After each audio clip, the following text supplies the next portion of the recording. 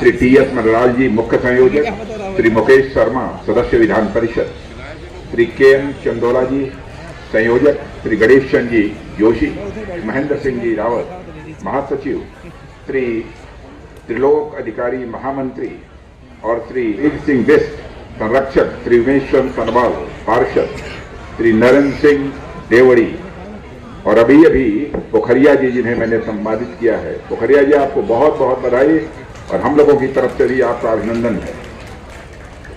और यह उत्तरायणी कौतिक का यह कार्यक्रम है। मैं जानता हूं कि उत्तराखंड में जब बधाई दी जाती है तो कहा जाता है घुघुती त्यार रई की आयु सबके बहुत बहुत बधाई दर।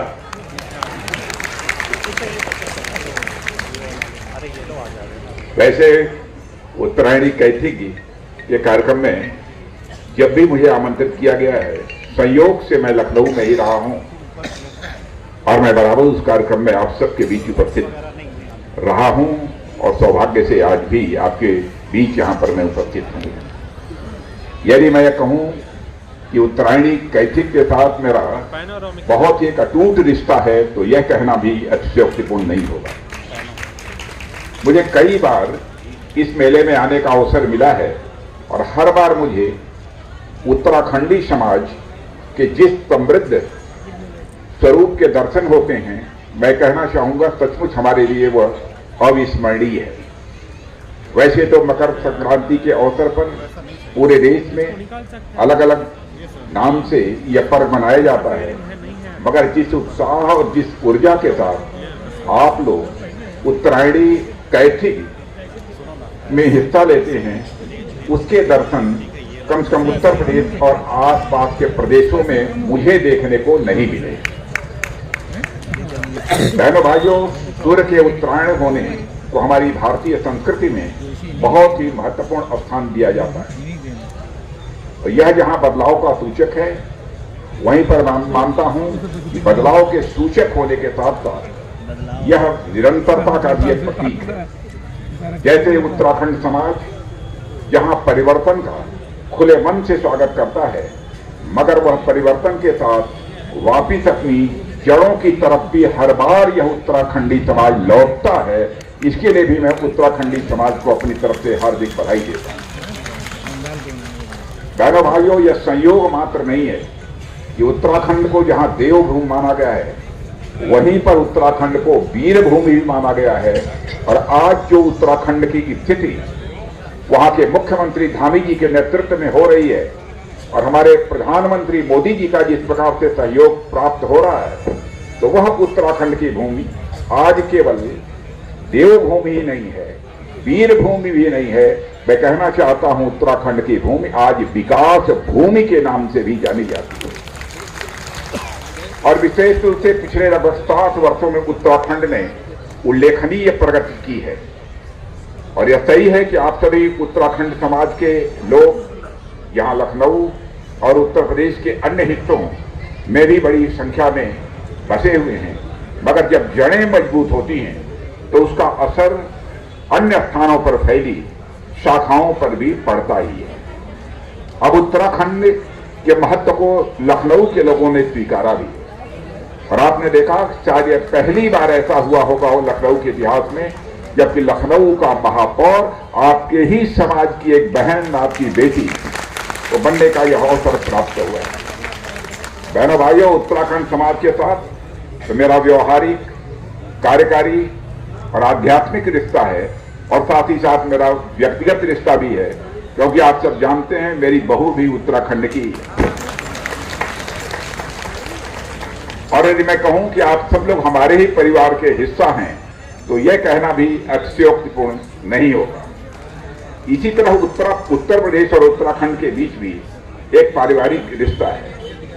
उत्तर प्रदेश के पर्वतीय इलाकों को अलग करके 2000 में ही उत्तराखंड नया राज्य बना था।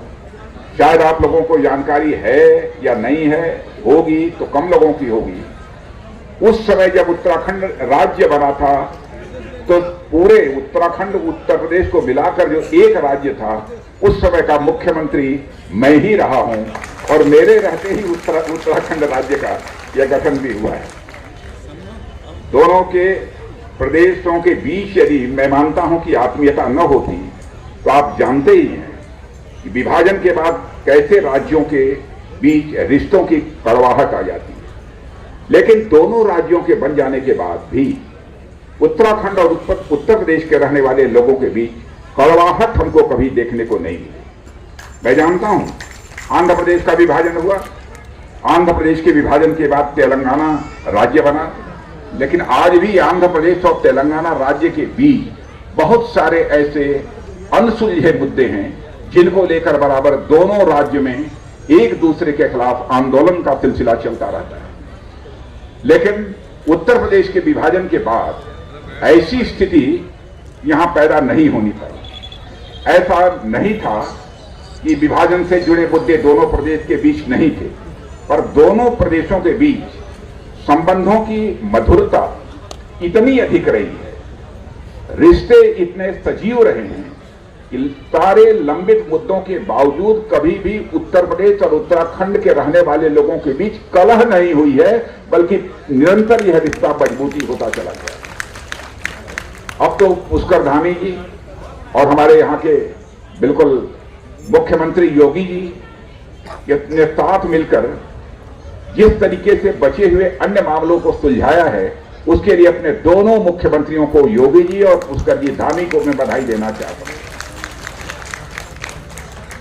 बहनों भाइयों, आज उत्तराखंड अपनी समृद्ध विरासत और सशक्त विकास के बल पर भारत के तेजी से विकसित होते हुए राज्यों की कतार में आकर अब यह शामिल हो चुका है। उत्तराखंड के विकास का स्वरूप कितना भव्य और कितना दिव्य होने जा रहा है, इसका अनुमान इसी बात से लगाया जा सकता है। उत्तराखंड में हर तरह की कनेक्टिविटी देने के लिए बहुत बड़े स्केल पर उत्तराखंड में काम हो रहा है। केदारनाथ, बद्रीनाथ जाकर देखिए, पहले केदारनाथ बद्रीनाथ की स्थिति क्या थी, वहां पहुंचने वालों को कितनी कठिनाइयों का सामना करना पड़ता था, और आज वहां पर इंफ्रास्ट्रक्चर डेवलप होने के कारण लोगों को आपका पहुंचना वहां कितना आसान हो गया।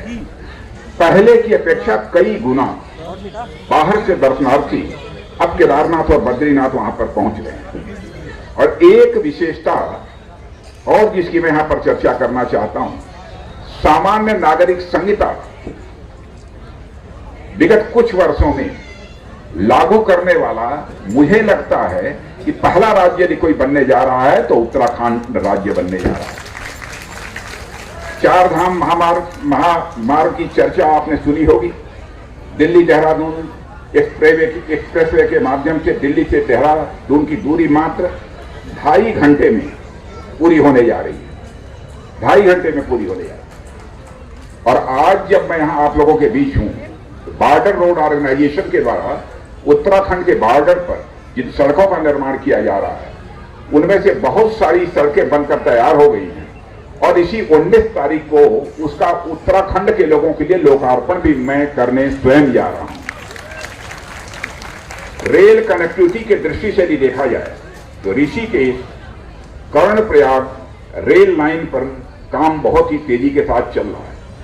एयर कनेक्टिविटी की दृष्टि से देहरादून और पंतनगर दोनों एयरपोर्ट्स को भी बड़ी तेजी के साथ एक्सपेंड किया जा रहा है, उसका विस्तार हो रहा है।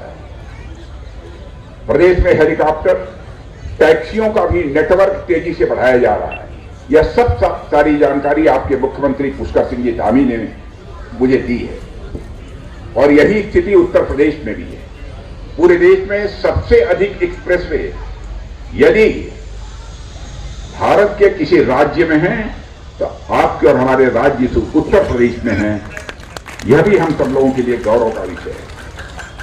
और कानून और व्यवस्था की दृष्टि से देखा जाए तो यहां योगी जी ने भी करिश्माई काम किया है, तो उत्तराखंड में हमारे पुष्कर सिंह धामी ने भी करिश्माई काम किया है। लंबे समय तक दोनों प्रदेशों के बीच विकास का संतुलन नहीं था, एक ज्यादा विकसित था, एक कम विकसित था। अब मैं कहना चाहता हूं कि दोनों मुख्यमंत्रियों ने इस तरीके से अपने राज्य का विकास किया है कि अब दोनों राज्यों के बीच विकास का संतुलन अब बन चुका है। इसका परिणाम यह हो रहा है कि उत्तर प्रदेश के अच्छे काम का लाभ उत्तराखंड तक पहुंच रहा है, और वहां के विकास के लाभार्थी उत्तर प्रदेश के निवासी भी बन रहे हैं। इसके चलते लखनऊ में रह रहे हमारे उत्तराखंडी समाज को तो दोनों तरफ से फायदा हो ही रहा है, इसमें कहीं दो मत नहीं है। मेरे बहनों भाइयों, उत्तर प्रदेश में रहने वाला उत्तराखंडी समाज, उत्तर प्रदेश और उत्तराखंड के बीच मैं यह मानता हूं, फिर से मैं दोहराना चाहता हूं, उत्तर प्रदेश में रहने वाला हमारा उत्तराखंडी समाज उत्तर प्रदेश और उत्तराखंड के बीच एक मानवीय सेतु है जो दोनों को जोड़कर रखा है। इसलिए जब भी आप लोग बुलाते हैं तो मेरी कोशिश रहती है, चाहे जितना व्यस्त समय क्यों न हो, मैं समय निकालकर आप लोगों को कार्यक्रम में उपस्थित करूं। और मैं आज इस अवसर पर आप सबके कार्यक्रम में मैं यहां उपस्थित हूं और मुझे सचमुच इस कार्यक्रम में उपस्थित होकर प्रसन्नता है, क्योंकि आर्मी डे का इस समय कार्यक्रम चल रहा है। आज ही हमारे कमांडर इन चीफ जो थे उनके यहाँ आज वो एट होम था, वहां पर हम लोग थे। शाम को 6 बजे से हमारे सारे देश भर के अच्छे बैंड, आर्मी बैंड, इसका प्रदर्शन भी होगा 6 बजे से लेकर 7 बजे तक। और कल फिर आर्मी डे के अवसर पर भी तरह तरह के कार्यक्रम आयोजित किए जाएंगे। उस कार्यक्रम में भी मुझे जाना है, इसीलिए मैंने कहा कि जरा मेरी जल्दी यहां से छुट्टी कर दीजिए। लेकिन सारी व्यस्तताओं के बावजूद मैंने यह तय कर रखा था 5 मिनट के लिए ही जाऊंगा, लेकिन उत्तरायणी कौथिक के कार्यक्रम में मैं निश्चित रूप से जाऊंगा। और आप सब लोगों के बीच आकर मुझे बेहद खुशी हुई है। पुनः एक बार उत्तरायणी कौथिक के इस कार्यक्रम के लिए आप सबको हार्दिक बधाई और हार्दिक शुभकामनाएं देते हुए अपना निवेदन समाप्त करें।